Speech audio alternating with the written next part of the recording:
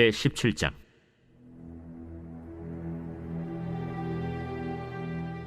길르앗에 우거하는 자 중에 디셉 사람 엘리야가 아합에게 말하되, 내가 섬기는 이스라엘의 하나님 여호와께서 살아계심을 두고 맹세하노니 내 말이 없으면 수년 동안 비도 이슬도 있지 아니하리라.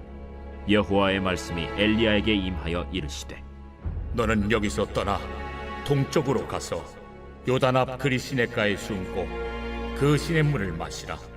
내가 까마귀들에게 명령하여 거기서 너를 먹이게 하리라.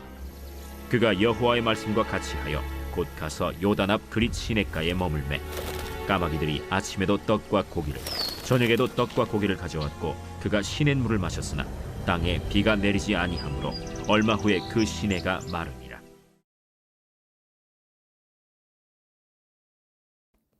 할렐루야. 오늘 우리에게 주신 하나님의 말씀은 열왕기상 17장 1절부터 7절까지 말씀입니다. 오늘 말씀의 제목은 환경과 하나님입니다. 2021년 7월 18일 주일에 우리 더사랑교회는 온라인 예배를 시작했습니다. 사실 이때는요, 교회 이름도 없었고 건물은커녕 소속도 없는 말 그대로 하나의 공동체였습니다. 담임 목회는 생각도 못 해봤고 그로 인해서 아무것도 준비되지 않은 목회자였던 저는요, 무작정 인도하심에 따라서 예배를 준비하고 또 드리게 되었습니다. 또한 코로나가 극성인 시절이어서 온라인으로 시작하게 된 우리 교회는요, 벌써 햇수로 3년이 되어 갑니다. 정말 은혜죠. 온라인 예배를 준비하는데 필요한 영상, 음향 장비가 다수 있었습니다. 근데 그동안 제가 구비해 놓은 것을 총동원해야 했는데요, 딱 예배를 진행할 수 있을 정도 장비였습니다. 어찌나 그렇게 딱 맞는지 놀라웠습니다. 단지 마이크가 필요해서 급하게 강변 테크노마트로 날아가서 2개를 구입했고 그 외의 장비는 제가 가지고 있는 것들을 사용했습니다.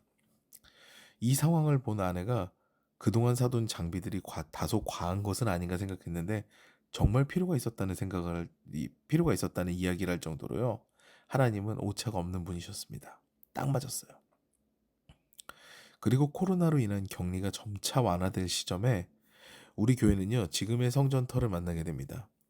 완전히 철거가 된 건물 2층에서 시작된 인테리어 공사는요, 정말 끝이 안 보이는 터널 같았습니다. 언젠가는 출구에 도달하겠지라는 생각으로 공사에 매진했는데 대략 6개월의 시간이 그렇게 훌쩍 지나갔죠. 그 당시에는 몰랐습니다. 한창 공사하면서 교회를 세우던 시기가 코로나 격리기였더라고요. 근데 후에 알았어요. 그러니까 그 당시에는 느껴지지 않았다는 얘기죠. 많은 교회가 어려움을 겪은 시기에 우리 교회는 세워졌다는 것이 정말 기적 같습니다. 게다가 공사가 끝나고 나니까요, 러시아와 우크라이나 사이에 전쟁이 터져서 갑자기 자재값이 2배로 껑충 뛰었습니다. 저는 잘 몰랐는데요, 제가 개척을 한다고 했을 때 주변에 제 지인 목사님들이 걱정이 많았나 봐요. 코로나 시절에 개척이 힘들 텐데 라는 이야기들이 있었나 봅니다. 그런데 우리 교회가 입당을 하고 이후 세계 정세가 바뀌는 것을 보더니 외려 그때가 개척이 최적화된 그런 시기였구나 라고 입을 모아서 이야기해 주더라고요. 저는 잘 몰랐는데 우리 더사랑교회는요, 코로나로 폐허가 된 한국교회 터전에서 예쁘게 핀 들꽃과 같이 개척이 되었고요, 오히려 다른 목사님들의 부러움의 대상이 됐습니다. 환경이 상관이 있었나요? 사실 환경은 굉장히 어려웠거든요. 교회가 세워지기 어려운 환경이었어요. 그런데 제가 힘들었느냐 하면 저는 전혀 그렇지 않았습니다. 오히려 공사도 날마다 재밌었습니다. 힘은 들었지만 마음은 굉장히 즐거웠어요. 이같이 주님의 일은요, 하나님의 비밀스러운 인도하심이 한꺼풀씩 벗겨질 때마다 감탄하는 재미가 있더라고요. 그래서 환경과 상관없이 주님의 일은 진행되었고요, 우리 교회는 무엇 하나 부족함이 없이 예쁘게 세워졌습니다. 환경이 어려워도 주님은 주님이시죠. 오늘 본문은 이 생각을 배경으로 해서 볼 필요가 있는데요, 오늘 본문에서는 이스라엘 역사상 가장 권능이 충만한 선지자가 등장합니다. 바로 엘리야 선지자죠.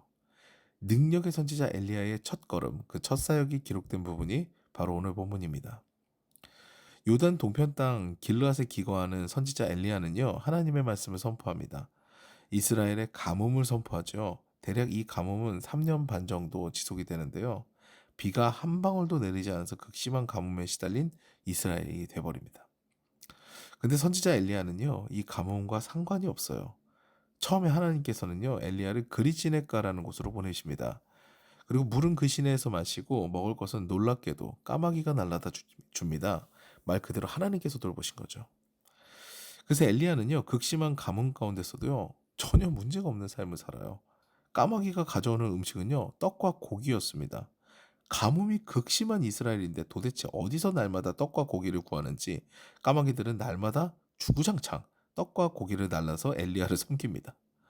이같이 하나님의 사람은요, 환경과 상관이 없습니다.